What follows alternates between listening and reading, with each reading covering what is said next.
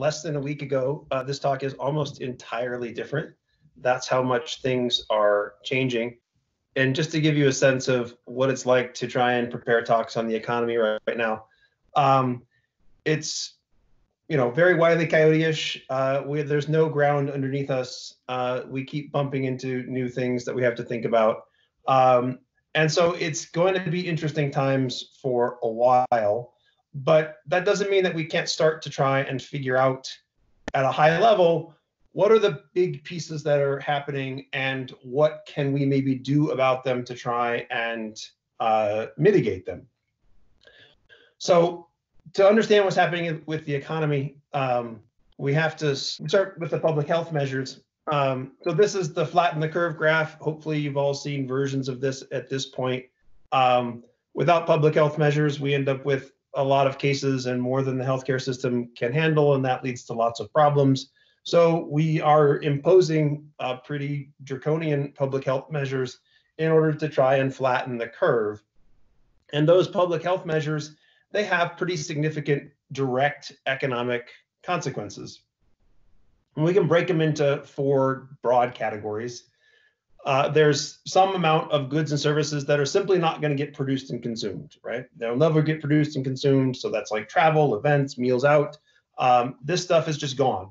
It's just output that we would have happened but for the crisis. That's simply not going to happen. There's another category which is delayed, right? So we're not going to produce it right now. We're not going to consume it right now, but we're just going to push it back. It will happen in the future, right? We're going to delay your wedding, or maybe if you're going to do some training, you'll cancel the training now, but you'll reschedule it at some point in the future. There's another group of things that are likely going to continue at least roughly as normal, right? We're going to still continue to eat food. We're still going to continue to need electricity. So things like that, necessities of life, will kind of continue on at least somewhat unaffected.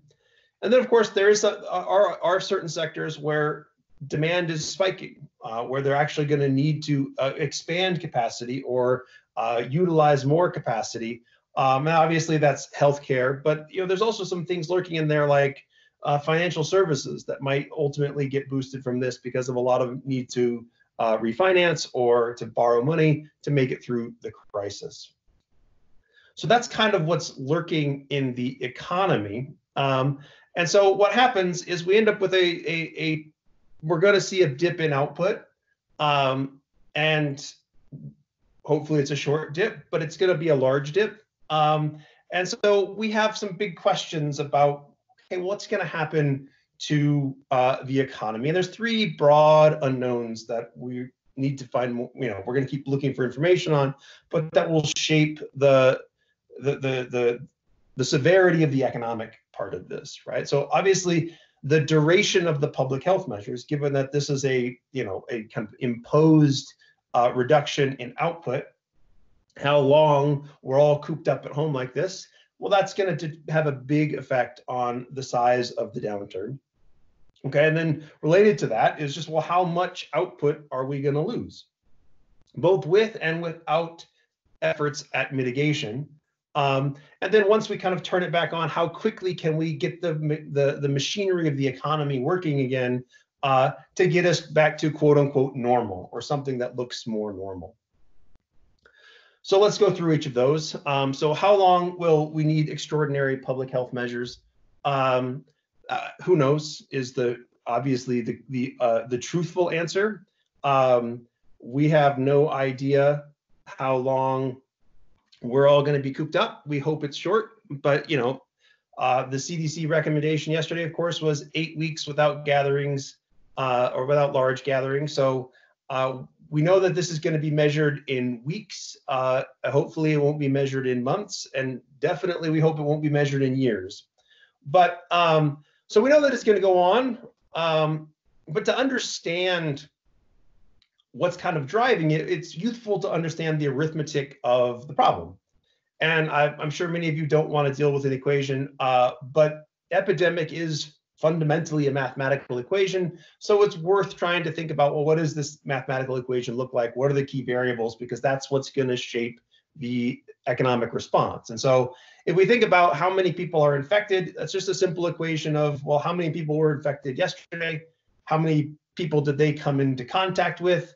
What's the probability that each contact leads to an infection? And then how many people are getting better each day? And that's where, the key variables here are, of course, C and P, and that's the standard advice we've been hearing now for several weeks, which is that we want to identify and isolate sick people, which is we want to drive the number of contacts between an infected person and others to zero, and or we want to wash our hands and do all the other stuff to kind of keep the probability of infection as close to zero. But that hasn't worked. We're currently in the kind of 12 to 24%, and that changes all the time, which leads to exponential growth, which leads to a likely overwhelmed healthcare system. So we are imposing relatively extreme social distancing, and that works, right? We've seen that with this virus, it works. This is the graph from China. Focus on the purple line, that's the number of new cases each day. And you can see that, after ramping up, they've managed to damp it down. And so that the total number of treatments, people under treatment, which is the yellow bars, is also declining. So that's great. We can slow the spread of the epidemic. But the problem is what happens if we let everybody go back to their normal lives? Will we just bring everything back? And so the question is over this period that we're engaged in the relatively extreme form of social distancing, can we change the fundamental nature of that epidemic equation in ways that make it so that we can go back to our lives without causing a recurrence of the problems that we're currently facing?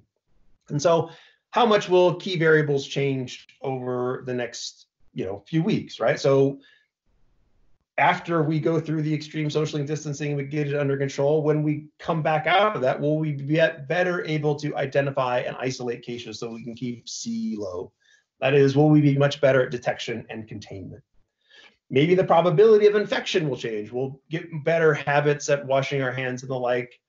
There is some evidence that the coronavirus has a seasonality, although that can lead to a false sense of security because it may, become less infectious during the summer months, but only to return in the fall. And then, of course, as we go along and more people get infected, we're developing our herd immunity, or maybe at some point, although that appears to be more than a year away, we'll get a vaccine. But we don't just have to work on the epidemic side. During this period where we're trying to get it under control, we're hopefully also doing things on the healthcare capacity thing, which is we're going to kind of raise the line, not just flatten the curve, right? So can we increase our capacity in healthcare so that we can tolerate a higher level of infection? And will we get better at treating the disease, and so it becomes less lethal and causes less health damage? I'm reading on a daily basis of different drugs people are trying and different ways to try and limit the health damage. Okay, so that's what's happening on the public health side. So that's all going on, and this is a public health crisis that has an economic implication. So we're dealing with the public health crisis first, and that seems to be the socially appropriate thing to do. But once we flip into the economy, the question is how much output are we going to lose as we engage in these relatively extreme forms of social distancing? And again, the truthful answer is nobody knows. But we're starting to get evidence, at least in certain sectors, that we can expect pretty large effects, right? So Open Table has made its data available, so you can look at how many reservations people are making at restaurants through the Open Table website on a daily basis and compare that to what it was last year. And here's a bunch of cities in North America, and you can see that we're down a lot, and Seattle is the bottom line. You can see that they went down earlier than everybody else and are down over 60% in year-over-year bookings, at least through Open Table. This came out yesterday. So the Empire State Index is a survey of manufacturers in New York State. And essentially they had the biggest single day decline that I think has been recorded in a very long time. If you're below the line, that means that's recessionary. So manufacturing appears to be moving into recession. This is small, but just note that this is just search activity relative to kind of expected for the time and the place. And here's a bunch of terms that people are searching a ton less for: car rentals, hotels, career planning, business service productivity, real estate. So you can see the economy kind of seizing up. And now we don't get the official data for a long time, so we're looking at these weird things that are hopefully giving us some sense of where are their impacts and how large are they. But they're certainly appearing to be pretty large enough that we're starting to see forecasters at least try and predict what's going to happen to second quarter, and it's pretty dire. And you see the uncertainty here, right? So we have essentially from between the forecast that we've gotten thus far, the low end to the high end is a factor of 4, so 3% to almost 12%. At the bottom there, those bottom 2 or 3, those are bigger than the biggest declines in the Great Recession. So we're starting to forecast a relatively large, at least 1 quarter impact. The question, of course, is, how long does it last, and how quickly can we bounce back? It's worth being clear that Montana's economy and Missoula's economy is more exposed than many other places to these types of social distancing. In fact, the website Wallet Hub put out a state ranking based of exposure to coronavirus that included a bunch of public health and age demographic and stuff, but that had a specific category for economic impact, which was basically, do you have industries that are likely to see big direct effects? And do you have a bunch of small businesses that are less likely to be able to weather it? And Montana scores very poorly. In fact, we ranked 50th out of 51 places ranked. So the graph is location quotient, which is a measure of concentration of industries in both Missoula and in Montana. And you can see that Missoula and Montana are heavily concentrated in arts and entertainment, retail, accommodation and food services, a whole bunch of industries that are likely to see very, very significant impacts. Okay, so that's what's kind of happening. The question is what are we doing to try and mitigate some of the potential damage? And this is the basic story. Economists across the spectrum are largely in agreement on the structure, and this is the structure that we're talking about, right? So we know the blue line has to happen.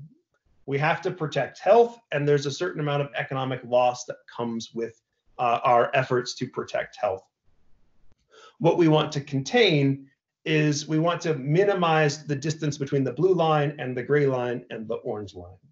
So the gray line is, well, as we try and protect health in this during the shock, it's without intervention, we may actually destroy a bunch of productive capacity.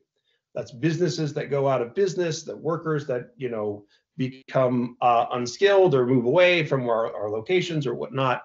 And so the capacity of the economy to produce goods and services shrinks. Of course, when that happens, simultaneous with that, you also have a demand shock.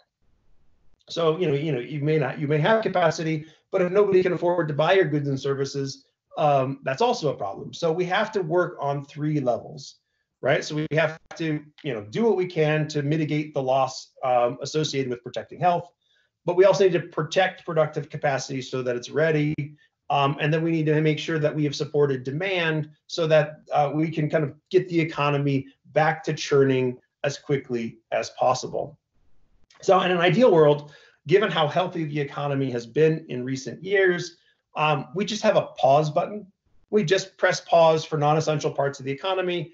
And then, we would redivert some resources to help deal with the crisis. And then once the crisis is starting to recede, we would press the pause button again, and we would start playing, and everything would just kind of go back to what it was. Unfortunately, we don't have a pause button. And while we can hit the emergency stop on the economy, other parts of the economy don't. And way Larry Summers put this, which I like, which is economic time has been stopped, but financial time has not been stopped. That is, a whole bunch of payments that we have to make every month still need to be made, even if we're not producing, even if we're not working. So if we look at households and firms, that have their income taken away from them or have it dramatically reduced, they still have a bunch of obligations that don't go away immediately. They have to pay their rent. They have to pay their mortgage and any other debt that they're currently servicing. They still have insurance payments, so if you're a business, you still have your business liability insurance.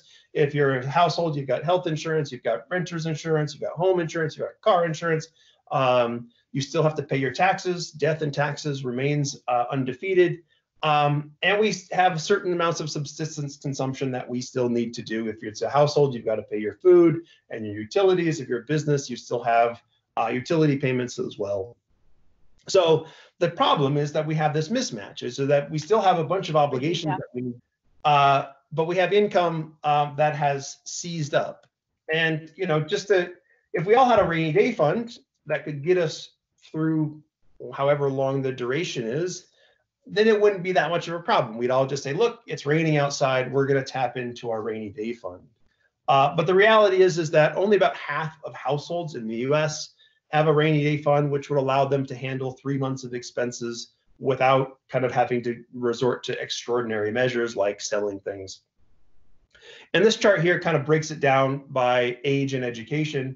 And you can see that there are some households that will probably be able to weather this relatively easily. But the younger you are and the less educated you are, the more likely you are to not be able to weather this shock. And of course, the younger and the less educated are the ones who are most likely to be suffering the income shock. If we flip this around to businesses, there's a similar chart that looks at size of business, age of business, and type of business to the extent that that business has deep reserves that it can use to kind of weather this particular storm.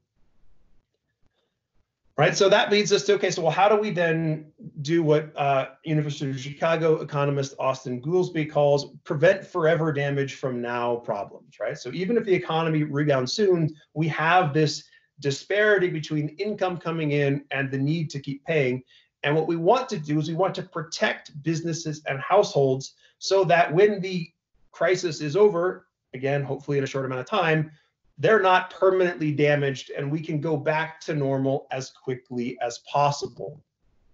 And so how do we do that? Well, we want to make it easier for firms to survive. And basically there's 3 options, all of which are currently on the table and being discussed. So we want to provide transfers, basically cash payments to household, help businesses bridge the gap by, using tax credits to help them pay their workers or fund their paid leave. Make it easier for them to lay off their workers and know that their workers will be getting some form of unemployment insurance, which will help the household, and then they can bring them back. But we also want to just make it easier for people to borrow at very low interest rates. So to the extent that people are liquidity constrained, we want to take that constraint or reduce that constraint so that even if I can't get access to a transfer or I don't have a rainy day fund, I can borrow money that I can hopefully pay back when times get better. And then other people are also discussing, well, what kind of pause button can we put into the financial services sector? Can we pause mortgages so that basically they don't accrue interest and they don't go delinquent for some number of months? Or can we change other payments in ways to reduce the gap between or reduce the odds that households and businesses go under as a result of the crisis? So that's basically the macro level of what we're trying to do. And so that leads us to kind of 3 key actions that we're going to be taking at both the national level, but we need to figure out what the analogs are here locally. Right, so we need to first, just in terms of the crisis itself, we need to increase capacity where it's needed. And that obviously we're going to need to increase capacity in the healthcare sector.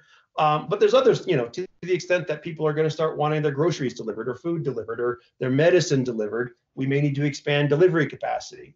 To the extent that households and firms are trying to relax their liquidity constraints and trying to access low interest loans that are hopefully going to be available, we may need to expand our financial services capacity, right? And of course, to increase capacity, we need to be able to access capital and we need to be able to access labor. And so we need to figure out, well, what are the barriers to capital and labor that exist, right? And so just to illustrate with labor, who has skills and is available, right? There's a matching problem, right? So there's a bunch of idle capacity, let's figure out what's idle and how can we redirect it as efficiently as possible to things that don't need to be, that need more capacity currently. To the extent that we don't have the skills currently, how can we train people to quickly become good at whatever we need them to do?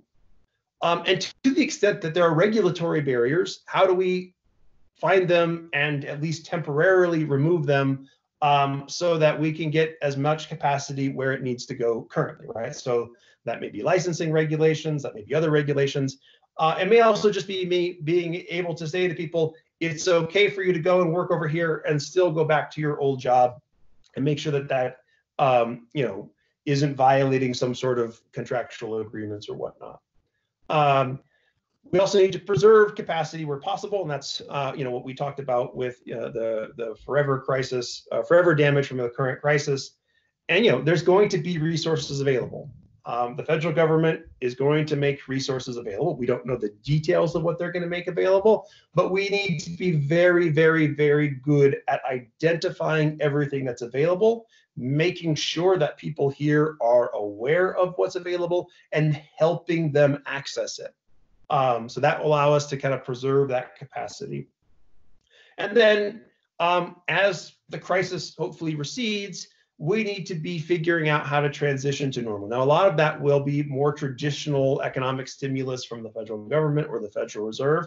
But we also need to be kind of figuring out, okay, well, what's the plan for when this recedes to how do we transition back to normal? So that's my high-level 20-minute version of where we're at and what's going on. And I will take some questions, I think, at this point.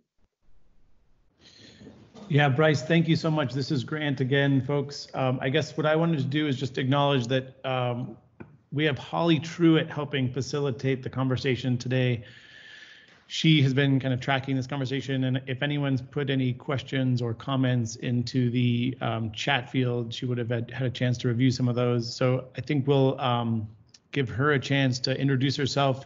She can run through any questions that already come up on the chat field. Otherwise, kind of help us walk through. I think online facilitation is a whole new art, and we'll try to be patient with each other as we try to get through some questions and answers. So Holly, if you're there, I'll turn things over to you.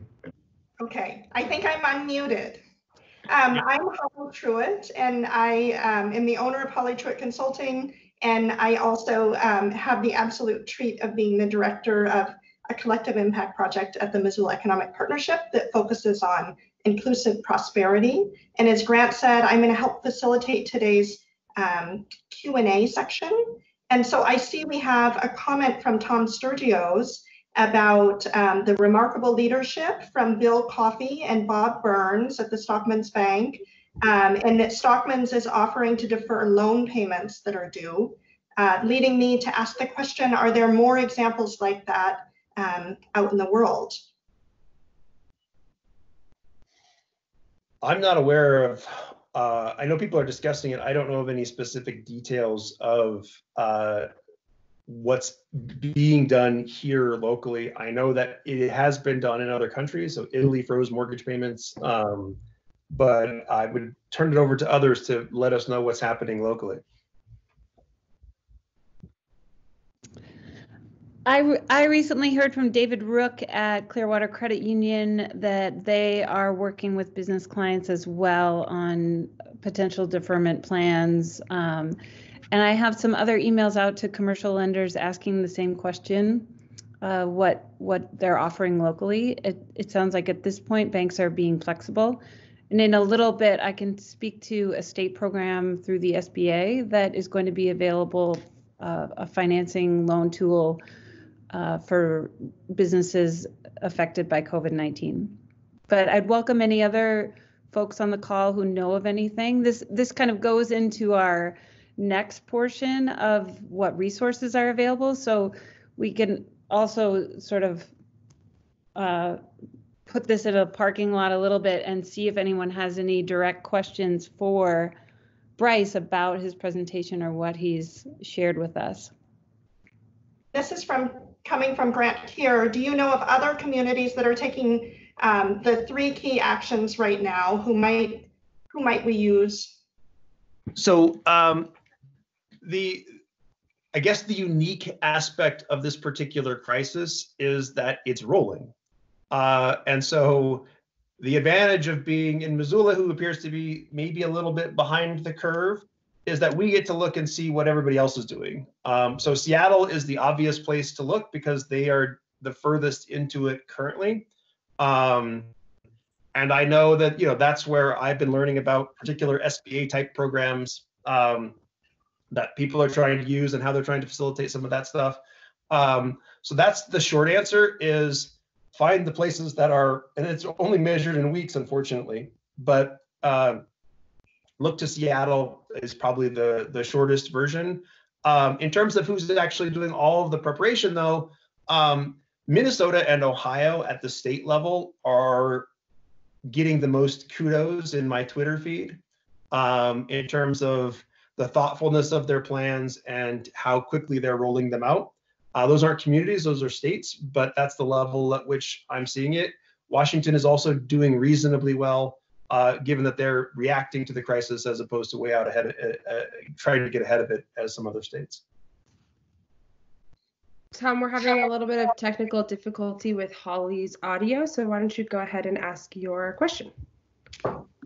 Okay, yeah, I was just, Bryce, thanks for your presentation. I really appreciate the data. I'm curious on Missoula being 50th out of 51st. I kind of felt that, certainly from a hiring, it seems like everybody we're hiring at ATG is very often, hourly and feeling vulnerable in their positions. Is that the main reason for the 50th? Is it just how many hourly jobs that we have and how fragile those were, as we're seeing with layoffs being reported in Facebook? Yeah, so Wallet Hub methodology, and you guys can all go check it out, but basically they've got the share of your GDP and the share of your workforce in, arts and entertainment, accommodation, food services, transportation. I can't remember, there was one other one.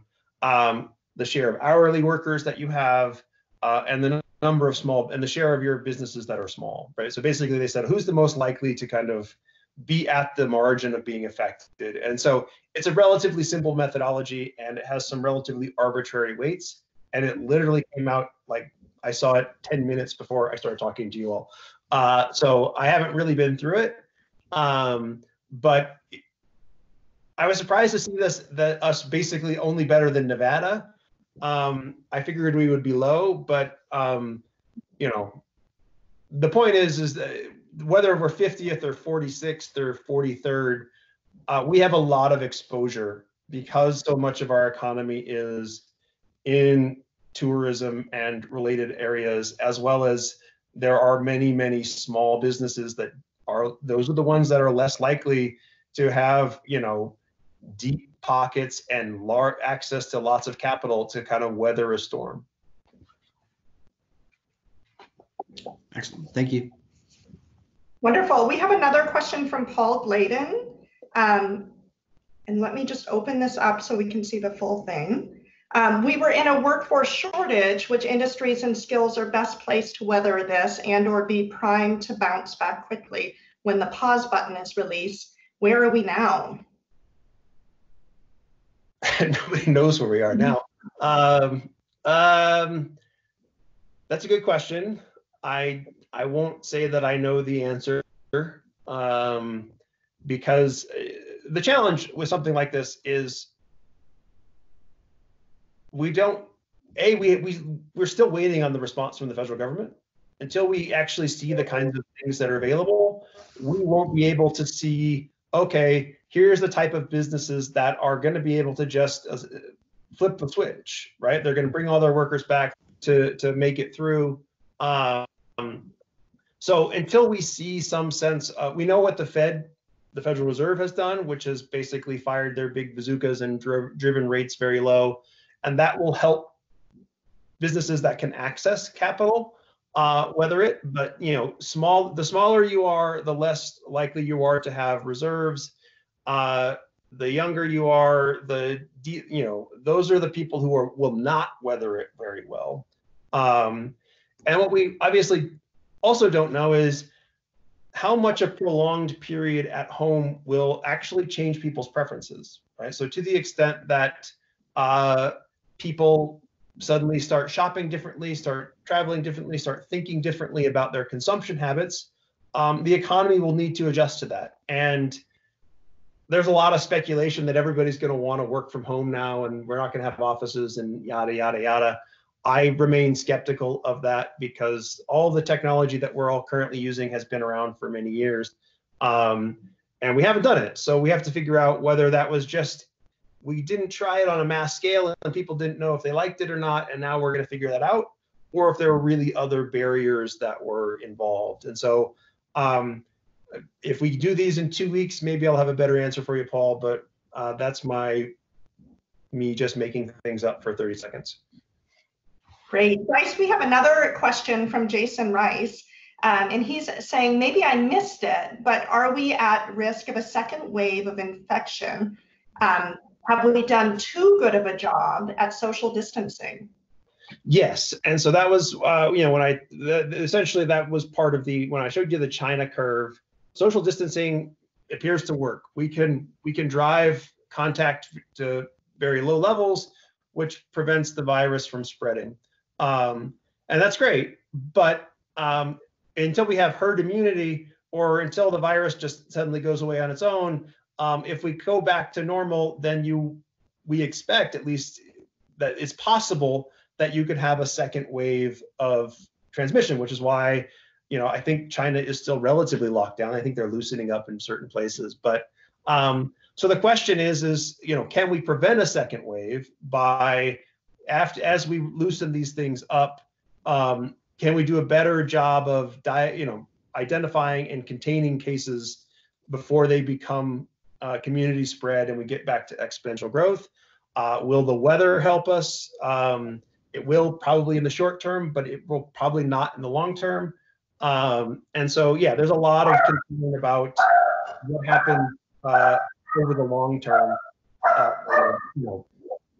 There's the next few weeks, and then there's the next few months, and then there's the next 12 to 18 months. Bryce, this is Grant. I guess what I'm wondering, given the fact that you were able to, it sounds like it was maybe Wallet Hub, you were able to provide that graph that showed sort of the higher impacted industries and why we rank so high. I know as a small population, we tend to rank very high and very low on many fronts just because of the way statistics work. But how challenging would it be to try to take the industries that we know are most vulnerable, or that we expect to be most vulnerable first, and try to start to quantify sort of the numbers of people that we think might be impacted, and get a sense of the scale of the problem so that we understand sort of how big it is and how surmountable or insurmountable it might be? In theory, we can do that. As long as we're willing to accept uncertainty about the magnitude of the impact until we get real data. But we're starting to get enough real data that, yeah, you could go into a standard economic impact model and say, okay, well, what's the direct impact that we're going to see? And then under normal circumstances, what would the ripple effects be? Now, obviously, we're not in normal circumstances. So the extent to which we should believe a standard economic impact model is, I would take it with a huge grain of salt. But certainly we can start to come up with, just like at least a week ago, and things obviously changed quickly, the range of forecasts for the health impacts of the epidemic are enormous. The range of impacts on the economy would also be currently enormous. But certainly we're starting to get data like the open table data and travel data and the like, which will allow us to at least start to isolate things where we know we're going to see negative impacts. And an impact model would, at least looking at the linkages, maybe not the numbers, but starting to see, okay, well, when that industry shuts down, it then ripples down into these other industries. And we could start to say, from a community perspective, this is where we think there's the most risk. I wouldn't put a precise number on it, but we could certainly talk in terms of where is there risk within our community. Bryce, we have another question from Linda McCarthy. She's just acknowledging our businesses are looking to us for advice, leadership, resources, and assistance. What's the best advice we can give to them in this moment in time? The best advice I would give to businesses, I think it was kind of substantive my point too, which is look for every resource that you could possibly find to help you fill whatever gap that you might have. I guess the second thing I would say, which wasn't on there, but I have seen at least anecdotally in other communities, is to the extent that you have capacity that you can't use for your normal purposes, think about how you might be able to redirect that capacity to help deal with some of the things that we do need, right? So the example that I'm thinking about is there's a bakery in Seattle that was kind of realized that they're not going to get walk-in customers for pastries, but they figured they can make bread, right? People need bread, stores need bread. So they have shifted a lot of their pastry making into making bread to try and, like, is that going to solve their whole problem? No. But will it help mitigate their loss? Potentially, right? So think entrepreneurially about there are things that are going to have more demand currently. And there's going to be different sources of demand that we wouldn't have even thought about existing under normal circumstances. Look for ways to employ your capacity any way that you can. And then going back to my first piece, look for any resources that you can find to help you bridge whatever gap still remains. Wonderful. To the larger group, we have time to take one or two more questions, and then we're going to transition to talking a bit more about what we're seeing in Missoula. Bryce, this is Julie. I have a question. What metrics or data would be publicly available that folks could continue to watch or monitor to gauge either recovery or further decline? So this is the problem with real-time crises is data, our standard economic data is always lagging. So the closest stuff that we have to real-time data are, we get new unemployment insurance claims every week, or I think maybe every other week. So that's something you can look at. Like I said, there's lots of these kind of technology companies which are making their data available. So the open table data, the search indices, you can just do, go to Google and look at, search traffic on certain things. Another thing that is available, I don't know how we could do it for Missoula, but somebody is using Google's data on movement to track how much foot traffic exists in cities. And so, we're looking anywhere we can find to just try and get some sense of who's affected and how. The problem is it's all very imperfect, and it might augur for, that maybe that's one of the things that we should be trying to figure out how to employ idle capacity to do, which is, well, what can we do locally to try and figure out how to better track what's going on? Employ people who would otherwise be unemployed, trying to get a handle on what's happening here. Because what usually happens is we see some things and we all get very fixated on those things, but there's a whole thing that's happening outside of view. And then only later do we realize, oh, that's where the big problem was. And that's why everything cascaded the way it did. So to the extent that we can try and dig out that stuff, that's something that, certainly we'll be doing writ large in the economics community, but we might want to think about how can we do a better job of that locally. Wonderful. We can take one more question before we do our transition. No final questions? Wonderful.